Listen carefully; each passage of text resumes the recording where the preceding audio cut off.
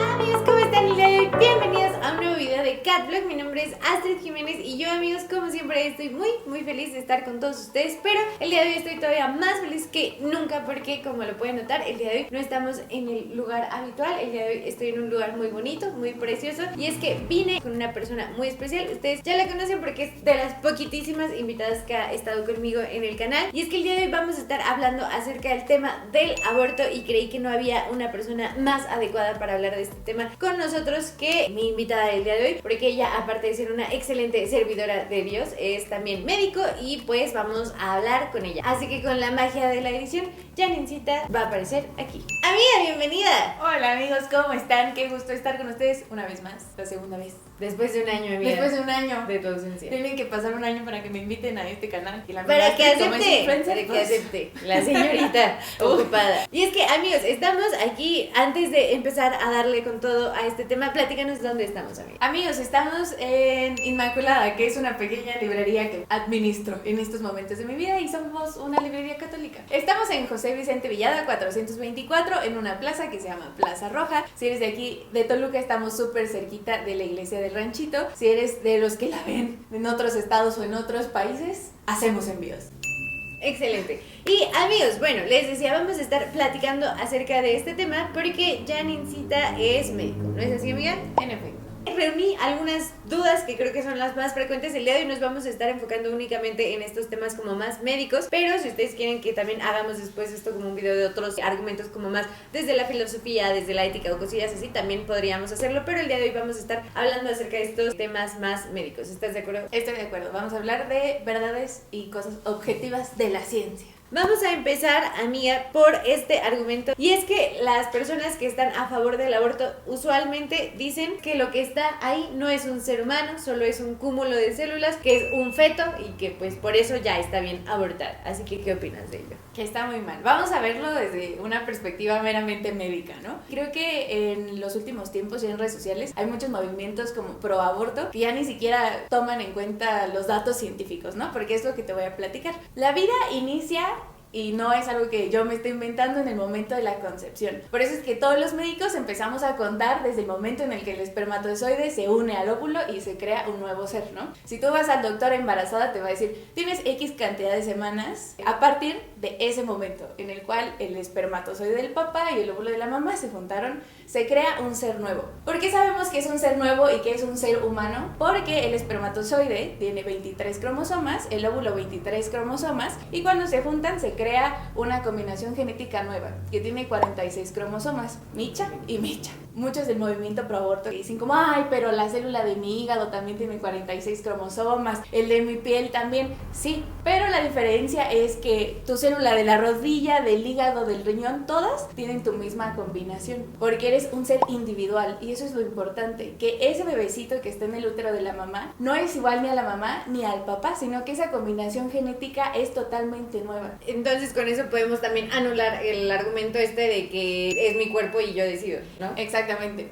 porque no tiene tu misma combinación genética, no eres tú, es otro ser que está en ti. Entonces eso es lo más importante, no tanto que tenga 46 cromosomas, sino que esta combinación genética es única e irrepetible. O sea, no hay ningún ser humano, ni habrá ningún ser humano que tenga la misma combinación e información genética que tú tienes. Y hay algo bien interesante, hay un estudio que dice que tiene 1 trillón de posibilidades la combinación del óvulo y 1 trillón de posibilidades la combinación del espermatozoide. Juntos es un hexallón de posibilidades de combinaciones que te hacen única e irrepetible, o único y irrepetible. Está imposible que alguien sea igual a ti. Entonces eso es lo que nos hace individuos y nos hace seres ajenos al cuerpo de la mamá, ¿no? Y eso es muy importante porque muchos de estos argumentos dicen, es que es mi cuerpo, es que es parte de mí, yo tengo derecho a decidir sobre mi cuerpo. Sí, pero ese no es tu cuerpo, es un ser nuevo, es un ser humano, porque es de la raza humana, ¿no? Eso es importantísimo. No es un perro que luego se convierte en un humano, no es una tabla que luego se convierte en un humano. O sea, no hay un momento desde el momento de la concepción en el que puedas decir, en la semana X se convirtió en un ser humano, mágicamente, ¿no?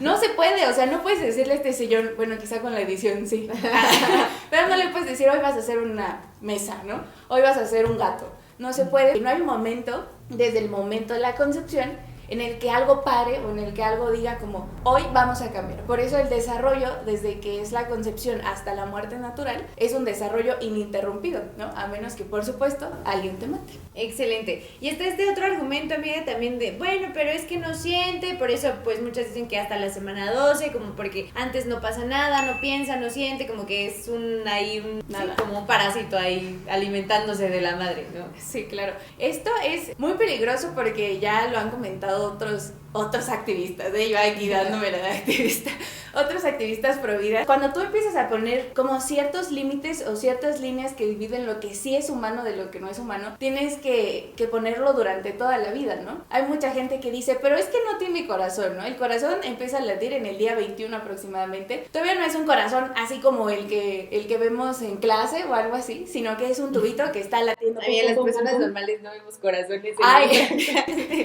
O sea, no me refiero a que vean ahí el corazón, pues, pero fuiste a ciencias naturales en la primaria y ahí supiste comer un corazón. Ay, no, qué juzgones en este canal, no puede ser.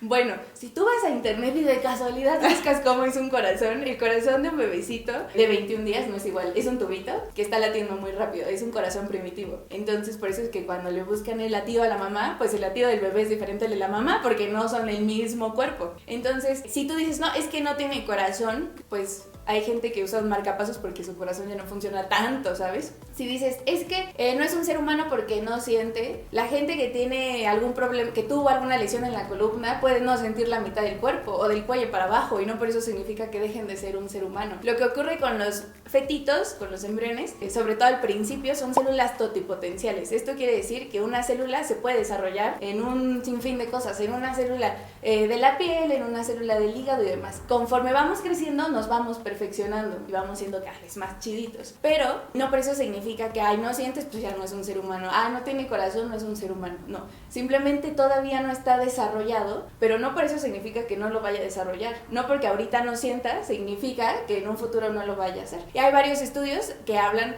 que a partir aproximadamente de la semana 9, o sea, antes del aborto legal, el fetito puede empezar a sentir ciertos estímulos dolorosos, ciertos estímulos externos que lo hacen reaccionar ante estos estímulos. Excelente. Entonces dirías que este fetito es solamente un nombre para una etapa, ¿no? Pero no es como que el ser feto te anula tu humanidad. Sí, que el ser feto es un equivalente a lámpara, ¿no? Claro. El ser humano tiene diferentes etapas, ¿no? Eres un preescolar, ¿no? Eres un niño escolar, eres un puberto, un adolescente, un joven, un adulto joven y así hasta que llegas a ser de la cuarta, quinta, sexta, séptima edad. Bueno, no hay tantas. Pero es una simple etapa, ¿no? O sea, no puedes decir que tú adolescente eras un banco, ¿no? Y que ya después de joven ya te hiciste un ser humano. Las etapas intrauterinas, antes de que lleguemos al mundo, antes de que salgamos de nuestra mamá, esas etapas también son iguales que la infancia, que la pubertad y la adolescencia. Se utilizan como nombres científicos para esclarecer ciertas etapas del desarrollo. Cuando todavía somos puras celulitas, cuando ya las células se empezaron a especializar, cuando ya empezamos a desarrollar órganos, etcétera. Esas son las etapas. Y no por eso significa que no seas humano en alguna de esas etapas.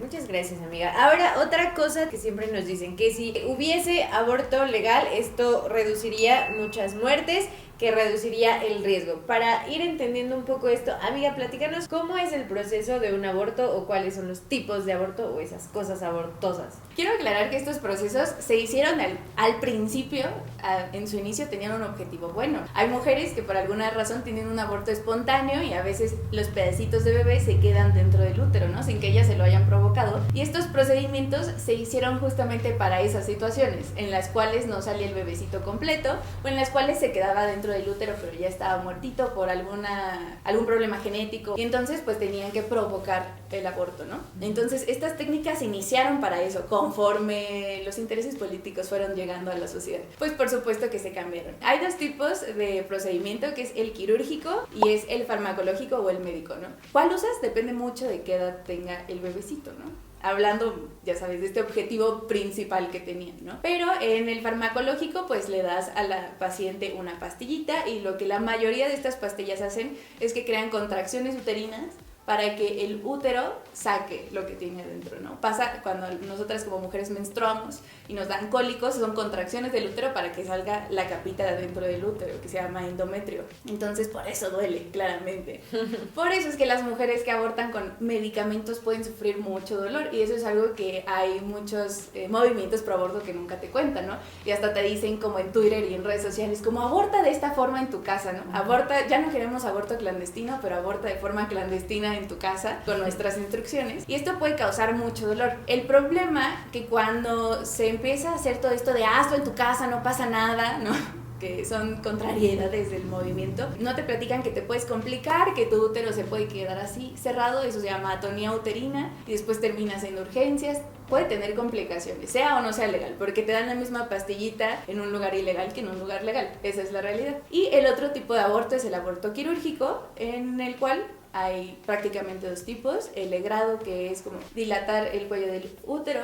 Obviamente en un proceso normal la mujer debería de estar sedada. Entonces se meten como unos dilatadores para abrir el cuello del útero, y se meten unas legras, que son unas especies de espatulitas, como de cuchillitos, que van raspando el interior del útero, el bebecito con la placenta y demás. Y hay otro en el cual se aspiran, se cortan como en pedacitos y después aspiras. ¿Qué es el de la película? Que es el de la película de Sin Planificar. Entonces esos son los tipos. Cualquiera de los dos tipos de aborto, tanto el farmacológico como el quirúrgico, tienen complicaciones, sea legal o no sea legal. Absolutamente los dos pueden llegar a la muerte, ¿no? O sea, no porque sea legal significa que se hace como con muchísimas cosas diferentes. Y eso es un problema, porque la gente cree que abortar de forma ilegal aquí en México es que te pase una rata por encima, ¿no? Y que todo esté súper sucio. Y eso no es cierto, porque pues obviamente hay algunas organizaciones que están detrás de esas clínicas ilegales, entre comillas. Con intereses económicos muy altos. Sí. Entonces, no hay aborto sin riesgo, ¿legal o ilegal? Sí, siempre va a tener un riesgo. Y ahora, entonces, otra de las cosas que suelen decir es que mueren miles y miles de millones de mujeres por aborto clandestino en el mundo. 64 mujeres por segundo. Ah, no. Una vez lo leímos en Facebook, amigos, no estamos engañándolos. Pues no, la realidad es que, como ya les decía, son procedimientos que siempre, sea legal o sea ilegal, tiene su riesgo. Entonces vamos a ponerlo con otro procedimiento, ¿no? Cuando te quitan el apéndice, una apendicectomía siempre tiene riesgo. Si tienes 10 pacientes que le vas a quitar el apéndice, a lo mejor se van a complicar 3, pero si tienes 100 van a ser 30, y si tienes 1000 van a ser 300, ¿sabes? Todo va aumentando pues de forma exponencial, porque cada procedimiento tiene, digamos, un porcentaje probable de complicación, ¿no? Esa es una realidad. Entonces hay muchos países, y quiero empezar con eso, que han legalizado el aborto, y que en lugar de disminuir el número de complicaciones, aumentan, porque antes tenías 10 abortos y ahora tienes 10,000 abortos, ¿no? De hecho, si tú buscas en internet, en cualquier lugar, cifras después de las legalizaciones del aborto en los países, te vas a dar cuenta que hubo más muertes, que hubo más complicaciones, y que la cantidad de abortos hiper mega aumentó, ¿no? Aquí en México hay algo que se llama muertes maternas, que es cuando una mamá se muere, que es de registro obligatorio. Es decir, si a ti como doctor una mamá se te muere, debes de registrarlo así, porque puede haber un montón de problemas médicos legales, ¿vale? Entonces es de registro obligatorio para cualquier médico. Este registro se hace una vez a la semana, durante todo el año. Entonces durante todo el año se van acumulando semana tras semana las mujeres embarazadas que se han complicado y que por esa complicación se han muerto. Muertes maternas se considera desde que ocurre la concepción, o sea, desde el momento de óvulo espermatozoide hasta después, en un caso normal, del parto. O sea, puede ya la mamá haber tenido al bebé y complicarse después, y se considera muerte materna todavía, ¿vale? Entonces todas las mujeres que por aborto han muerto entran en muerte materna, porque se consideran embarazadas, no quieran o no estarlo, son embarazadas y son mamás. Entonces entran en esa estadística. Como les digo, estas estadísticas las pueden encontrar semana tras semana, y ustedes checarlas para que vean que no los estoy engañando. Hoy por hoy, esta semana que estamos viviendo mientras grabamos este video, el aborto ni siquiera entra en una causa de muerte. El año pasado un montón de periódicos y de blogs y cosas así en internet dijeron que el aborto era la 4ª causa de muerte en México de mujeres embarazadas. Y en efecto, era la 4ª causa de muerte, pero nunca te dicen que de las 300 muertes, no tengo el dato certero ahorita, pero vamos a asumir que de las 300 muertes que hubo, 4 o 5 eran por aborto, y de estas 4 o 5 5 se consideran las mujeres que de forma espontánea abortaron. Entonces todas esas estadísticas son ridículas, o sea, aunque sea clandestino, es más, si es clandestino, ¿cómo sabes, no? O sea, ¿cómo sabes que 64 mujeres se mueren de forma clandestina? Hace tiempo Astrid y yo sacábamos la cuenta y si fueran 64 por segundo nos tendríamos que morir todas nos tendríamos que morir como en 3 años aquí en México, ¿no? Entonces las estadísticas son bien importantes en este tema. Sin embargo, pues hay muchos intereses que cambian las cifras, ¿no? Que te dicen como, es más, es menos. Entonces siempre es importante investigar en fuentes buenas y que no creas todo lo que ves en Facebook y mucho menos todo lo que ves en internet, porque también hay muchas cosas que ni al caso y ahí la gente está creyendo. Bueno, y ya por último, amiga, quiero que en términos médicos nos platiques qué es un aborto. O sea, ya nos dijiste cómo es el procedimiento y todo, pero en términos médicos, exactamente qué sería un aborto. Un aborto, y así nos lo enseñan, es obtener un producto, porque así le llamamos en medicina. Es muy triste ese concepto, pero es obtener un producto menor a 20 semanas de gestación o menor a 500 gramos de peso. Esto estamos hablando de un aborto espontáneo, ¿vale? Totalmente espontáneo. Hay algunos lugares, por ejemplo en Nueva York, en donde ya se pueden realizar abortos, entre comillas, a las 9 meses menos un día, y si el bebé nace vivo tienes hasta 5 minutos para acabar con su vida, ¿no? Y esto es una realidad, ¿eh? No crean que aquí Astridcita y yo nos los estamos inventando, es una realidad. Entonces eso ya ni siquiera, o sea, ni médicamente se puede considerar un aborto, ¿no? O sea, tendrías que buscarle otro nombre, o sea, ponerle así como asesinato de bebecitos. Asesinato de bebecitos. Entonces ya ni siquiera entra. Hipotéticamente en 12 semanas se entra en el concepto de aborto, ¿no? Porque es hasta la semana número 20. Pero regresamos a todos los argumentos atrás. No puedes ir matando por la vida a seres humanos si sabes que son seres humanos. Y ese es el problema actual de los movimientos pro aborto, que la mayoría en su ser saben que son seres humanos. Por eso es que te dan como argumentos, siempre te están cambiando, te dicen, es que tu religión, es que tus creencias, no sé qué. Pues porque los argumentos ya no les importan, porque con argumentos sabemos que es vida, sabemos que vale la pena su vida y que todos los seres humanos tenemos dignidad. Así es, amigos. Y bueno, ya por último, y esto te lo pregunto, amiga, no como ser médico, sino como tú ser católico, ¿dirías que es necesario ser católico para ser pro vida? O sea, por ejemplo, alguien que nos vea, no sé, que tal vez no está como de pronto tan familiarizado con esta onda del catolicismo, pero que sí de repente en la cabeza diga, pues no está bien esto, ¿dirías que necesitas ser súper católico para ser pro vida? Pues no, yo creo que lo único que necesitas para ser pro vida es ser humano, ¿no? Bueno, estos movimientos nos van a decir, ¿cómo sabemos que tú eres ser humano? Cúmulo de células, ¿no?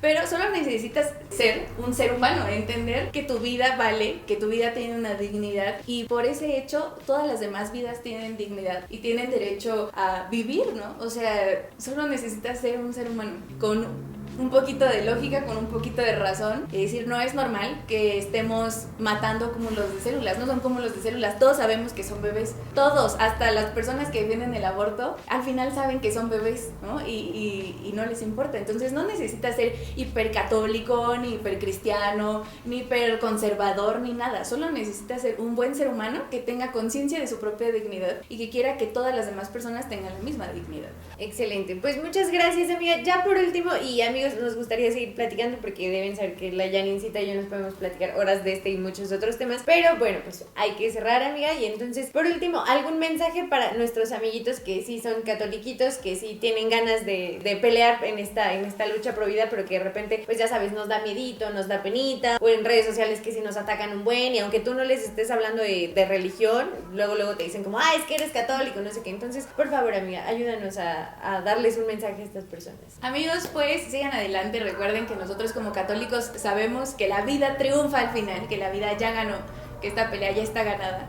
Infórmate, estudia, no te quedes en tu zona de confort de decir, nada más porque pues no queremos y porque está mal. Y pues nada, lee mucho, no te la pases peleando. A mí me encanta pelear en redes sociales, amigos, pero no se trata solo de pelear en redes sociales, sino que ahí en el lugar donde estás como católico, si estás estudiando absolutamente lo que estés estudiando, haz el cambio y desde ahí transforma tu realidad, no solo en este tema del aborto, sino en todos los temas. Trabaja en tu realidad y vamos a ver poco a poco cómo esto triunfa al final. Pues muchas gracias, amigos. Para mí es un gusto haber estado con Janine. Espero que para ustedes también. Siempre es un gusto poder platicar con ella. Entonces, pues, si les gustaría verla en otros videos de otros temas, ahora que ya...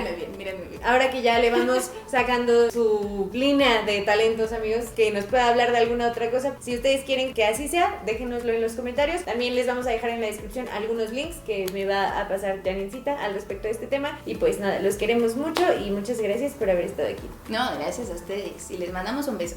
Bye. Mi nombre es Astrid Jiménez, esto es Cat Vlog, ella es Janine y nos vemos en el próximo video. Bye. Y yo soy Janine y esto es Cat Vlog también. Janine Inmaculado. Janine Inmaculada Vlog. Cat Inmaculado. Catculado.